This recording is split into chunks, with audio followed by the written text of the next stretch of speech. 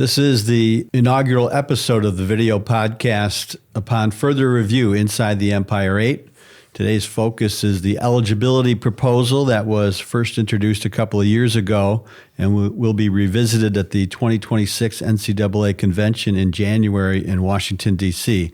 We're here with Chuck Mitrano, longtime Empire 8 commissioner who has been a front runner and a major advocate over the years for all things involving Division III athletics. That includes and is not limited to the well-being of the student athlete, which is the lifeblood of what we do. I'm Joe Seil. I'll be hosting this. And the latest initiative, Chuck, is the eligibility proposal that is co-sponsored by the Atlantic East Conference, the Little East Conference, and the Empire 8. And the current rule states that the student athlete shall be charged a full season of eligibility once he or she practices. The new proposal seeks to amend that rule to state that the student athlete shall be charged with a full season of eligibility if they compete in a contest. Tell us a little bit more about that. Yeah, so the first time we brought this proposal forward was a few years ago at NCAA Convention. And at that time, it was supported by President's Council, Management Council, Student Athlete Advisory Committee. So all three of the major committees supported it at that time. When we got to convention, however, there was a movement to have it tabled, citing that we needed to work on the Division III philosophy statement and suggesting that this might not be in line with that. And it was a narrow vote. They had to take a vote to see whether or not it would be tabled, and it was ultimately tabled. We were told there would be, some follow-up with that.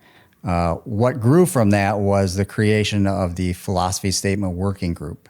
And I was one of the individuals that was selected to serve on that, along with a couple of presidents, a couple of commissioners. I think we believe we had a student athlete, a couple of ADs as well. It was a small group, but we did an awful lot of digging into the numbers and research. And ultimately, we revised the philosophy statement. And when we put that draft statement forward to the Management Council, it did not have the number 4 in there, that primarily four-year experience. And that is because we felt that the philosophy statement needed room to grow. If you have a philosophy statement, you don't want it to be a snapshot of where you are at that particular day. It has to be something that you can grow into. And so that was the direction that we had at that time. When it was sent to Management Council, they moved to put the number 4 back in. So we went through this process that grew from this proposal being tabled, and the work of that committee was sort of undone when they actually put that back into the philosophy statement. So that leads us to where we are today, where we feel this is the right time to bring this proposal back. And we hope that, our voices won't be silenced. We hope that there is an actual vote. Tell us why this legislation is important to not only the administrators, but the student athletes, of course. Yeah, it's complicated. But if you look at the student athletes, the fact that they've supported this and they're supporting it again this year, their official statement is in support of this. And we are here to serve the student athletes and provide them with the student athlete experience that is, what they expect. And so when our actual clients, our student athletes, are telling us this is what we want, and they've told us twice now, I see no reason why we should tell them no. If we are about serving the student athlete and ensuring that we're giving them the experience that they seek, then it would make sense that this would be supported by the membership. And what is it about the philosophy statement that needed to be amended by you guys initially, and what needs to be done moving forward? Yeah, there was a lot of outdated references. There was, so a lot of editorial stuff. We wanted to make sure that we included mental health in there. Coming out of COVID, that's one thing we've certainly learned is that mental health is a major priority and a major focus now for our student athletes and our institutions. And if you look at what has occurred, I think the other component of this is not to look at Division III in a silo. because we're not in a silo. We're in a marketplace with Division I, Division II, NAIA, JUCO, prep school. And so when you look at all of the growth that has happened with Division I and pro-student athlete legislation and opportunities, particularly in the past 3 years, right, with NIL, transfer portal, all of those things, those are all pro-student athlete that says we want the student athlete to be able to dictate their experience more. We need to be flexible for their experience. And so this really aligns with what's happening in the marketplace. The philosophy statement that we have, or this eligibility policy that we have, was approved back in 2004. And the student athlete of 2004 is very different than the student athlete of today. And we have to evolve as a division to meet the needs of the modern student athlete, not one that was very, very different from many, many years ago. Yeah, we're talking 21 years ago. So the statement says the primary focus is a 4-year undergraduate experience that focuses on the word primary. What does that even mean? Yeah, well, it's a vague term, and so it doesn't change anything. So if this proposal is passed, it's still primarily going to be a 4-year undergrad experience. And the reality is it doesn't change how many years they can compete. So our proposal doesn't say you can now compete for 5 years. It says you have 4 years to compete, but you can choose which of those 4 years you want to do for competition. Student athletes come in if they're having a hard time transitioning, just the transition in terms of the campus culture, in terms of the difficulty of their classes and those sorts of things. A student athlete ought to have the ability to say, you know what, I'm chewing off a lot right now, and in order for me to be successful with my academics, I want to just primarily focus on that. This would allow them to still be part of the team.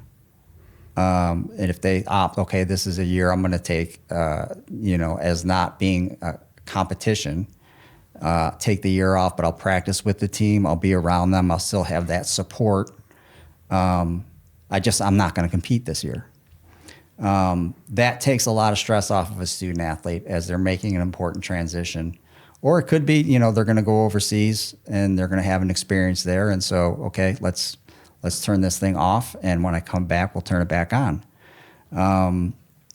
It just provides student athletes the flexibility, because the unknown invariably can happen. For students, you might have a parent that's sick, and so there's any number of things that could occur. But again, it's also important to understand that their peers in Division II, Division I, NAIA, they already have this flexibility granted to them. And so part of this is just keeping up with the marketplace and keep ourselves relevant. I firmly believe that Division III has the best athletics model. I had a son that played Division I. I have a son that played Division III. And really, the thing that really differentiates us is our ability to provide balance. And so then you're talking about you're playing in practice seasons and making sure that we're not extending those. And therefore, this particular component with eligibility, this is something that is pro-student athlete. So you've got a groundswell of support from the President's Council, the Management Council, from the Student Athlete Advisory Committee and the national level. What would cause this to be tabled? Yeah, so this year we don't have the support of the President's Council. The President's Council has voted against this. Their position statement is against this. Student athletes are in support. The Management Council took no position. And I know that there are a number of issues that the division wants to start researching now that this proposal has come forward again. We've sort of compelled the division to try to take a more intimate look into various things about the division. But having said that,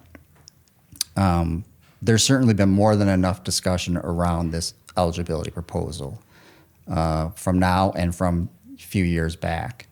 And so the best way to gauge the interest of where do we stand on this particular issue as a division is to allow it to go to vote at convention and have our voices be heard.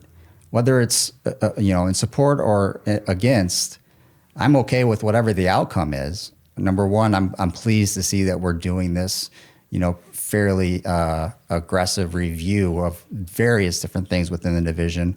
But more importantly, that the membership will ultimately have the ability to vote on this proposal to determine whether or not it's something that we want to institute.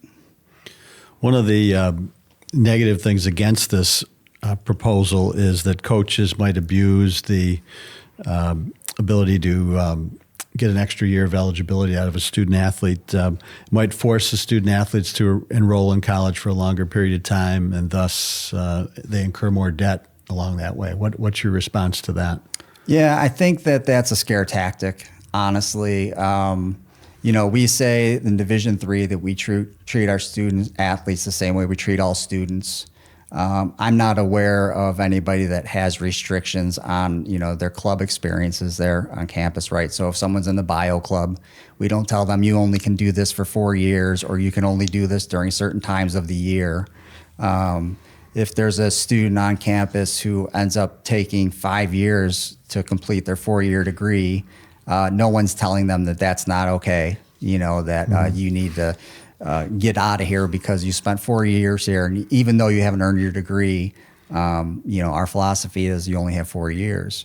And I think that's also important to note that within our rules itself, so we have 10 semesters to complete 4 years of competition or 15 quarters if you go by a quarter system. And so there's also an opportunity to get an extension of that 10 semester, 15 quarter clock. So that tells me that this is already built for us because it doesn't change. You only have 4 years. So if the rule was 8 semesters and 12 quarters, now you're talking about something that makes this too restrictive. So our policies already accommodate this. We wouldn't have to change that. And so that tells me that regardless of what or how it's being framed in terms of the philosophy statement and, that primary 4-year experience, our rules already accommodate this.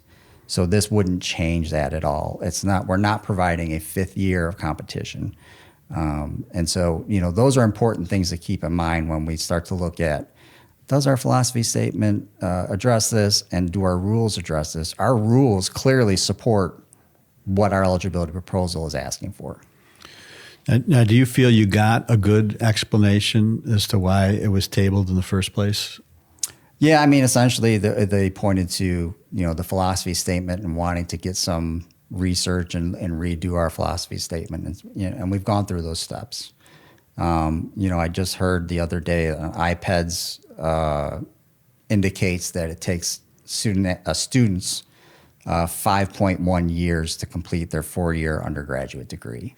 And now there's a lot of institutions that have graduate programs or 3+2 programs, and so they're becoming more and more common. Again, so we have to think about what we're growing into. It's not a snapshot of where we are right now. It's how are we going to grow and evolve with the rest of higher education, with the rest of the collegiate athletics marketplace. And these are important things for us to consider. And I hope that we have the chance to at least make our voices heard at convention with the vote. So you're going to go to Washington in January, and this is going to come up again. And what makes you believe that it's got a chance to pass this time? I just believe that people are seeing things differently, given how much the landscape has changed in the past 3 years. If you look at, again, how Division I and Division II have had so many pro-student athlete adjustments to their standards and to just their experience in general. And you go back and you think that, wow, 3 years ago when this was initially up, none of those things had even happened yet. And it still had the support of all of those committees. So now it should just be blatantly obvious to our leadership and to our institutions that, yeah, times are changing. and change is hard. I totally get that. But this is not the hill we should be dying on. At that same convention where this was tabled, we also approved multi-division institutions to give athletic scholarships. And that was not controversial. That was overwhelmingly supported. And nobody stood up and said, athletic scholarships is completely counter to our philosophy. It's literally in our philosophy statement. We don't give financial aid or athletic scholarships. Yet at that exact same convention, we sat down and we approved the policy that would allow certain institutions to do that. So the thought that this is somehow against the Division III philosophy is pretty hard to digest when you consider those facts. It's contradictory to what you just said, Correct. right? In terms of the athletic scholarships, and there's a lot of schools out there that have those sports that sponsor a Division I sport. Right. Correct? Right. Yeah. And it seems to me that paying student athletes or providing athletic scholarship is the hill we should die on, right? As Division III, not an eligibility rule that allows student athletes to dictate what their athletic experience should look like.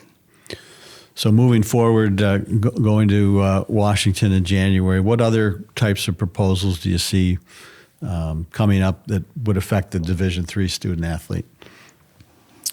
This is obviously the big one. There are some others out there that have to do with automatic qualifiers and conference sizes, and I certainly think we need to be careful about encouraging the growth of mega conferences. So for instance, there's a proposal that if you have 12 institutions that sponsor a sport, you can receive 2 AQs. I think that could just be an unhealthy thing for the landscape, because I think you'll see conferences trying to become mega, and you're going to have a lot of moving pieces that are going to, it's just going to cause a lot of distress to the landscape in Division III. But again, we have the chance to have our vote cast at convention in the same way we do with all these other proposals. And tell us a little bit about the Empire 8. You're now in the 26th year of the Empire 8. What are some of the strengths and weaknesses, some of the things that you might consider moving forward for the conference? Yeah, we're very excited. This is my 25th year. Conference has been in existence for 26 and actually started in 1964. Congratulations, by the way. Thank you. But the origins go back to 1964, which is really interesting. We just had a president's meeting, and I did a PowerPoint on the history of the conference, and so many of them were unaware, the presidents and the ADs alike, that have even been around since the beginning of time with the Empire 8, so to speak. They were really curious to see what the history looked like and some of the institutions that were involved. And, we're in a wonderful place. We're doing more video podcasting. We're doing a lot of things on different social media platforms that amplifies what the student athletes are doing, what the institutions are doing. And, we'll have opportunities like this to bring guests in and get to know someone on a much different level, whether it be a coach, student athletes, alums, leaders, administrators, et cetera. So we're really looking forward to the continued evolution as a conference. You're up to 12 teams now for a core conference, not including some affiliate members in different sports. So any possible progress there in adding more schools, or what do you think? No, we're really comfortable at 12, but, if institutions express interest and if they're good fits, in terms of culture, and that's really the biggest thing for me is the culture that we have cultivated and nurtured over time, where it's a very supportive, collaborative atmosphere that we have at all levels, presidents, ADs, coaches, you name it. And it is unique because I know in certain conferences it's a lot more protective, and it can be a bit more daunting to try to get everyone to do what's in the best interest of the conference rather than their own self-interest. But that's a culture that we have cultivated, and it's allowed us to do some really great things. And the presidents are very supportive of us continuing to to grow and see where we can take this thing. Sounds good. I don't have anything else to add, but it's been a pleasure talking about this, and best of luck with this initiative moving forward in January. Great. Thanks, Joe. I appreciate it. Thanks, Chuck. This is an addendum to, upon further review, the Inside the Empire 8 with Joe Seil and Commissioner Chuck Mitrano. Chuck, what's your response to the people who say that student athletes won't be able to afford this new proposal? Yeah, if a student athlete wants to go for a fifth year, that's their decision. They're making an informed decision. They understand how much it's going to cost them, what that might be. And that's for the family and them to decide. It's not, we are not the ones who counsel them in terms of, hey, any student who's on campus who's there for a fifth year, they don't pull them in and say, you've already spent four years of funds here, and maybe you shouldn't do this. Or, not a lot of institutions, but there are institutions in Division III that have prep school students that come to campus. And prep school is not cheap, and they've spent a lot of money, and then they have another 4 years at a Division III institution. And no one seems to be trying to rush them out the door saying, well, you're spending a lot of money, right? And that's not something, it's not a mechanism that happens on campus either. They're happy to package, and they're happy to receive the money that the students and the families are paying. So it's completely up to the student and whether or not they think the juice is worth the squeeze, so to speak. Myself, I was a first generation college student, Pell Grant. If it was what we could afford, I would have never went to college, and there's a lot of us like that. But we also knew the investment was worth it. And so we made that decision, and we committed those funds and those loans, which were substantial. I would say it was absolutely worth it. But that's up to each individual. And one of the things you pointed out earlier, the average student athlete experience now is over 5 years anyway. So it's not really anything unusual.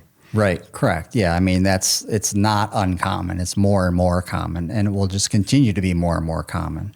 And so, again, we trust our student athletes so much. We always talk about the great things that they do and their great academic scores and, higher than the average student body.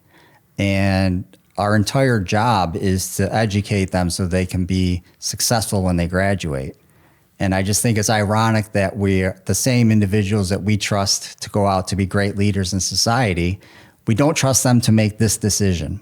Somehow, mom and dad, we have to make the decision for them. We've kind of got to cut the leash a little bit and let these students be who they want to be. Sure. As I said before, this is kind of the lifeblood of what we do, the student-athlete experience, and making it a good place for them to be. Absolutely. Totally agree.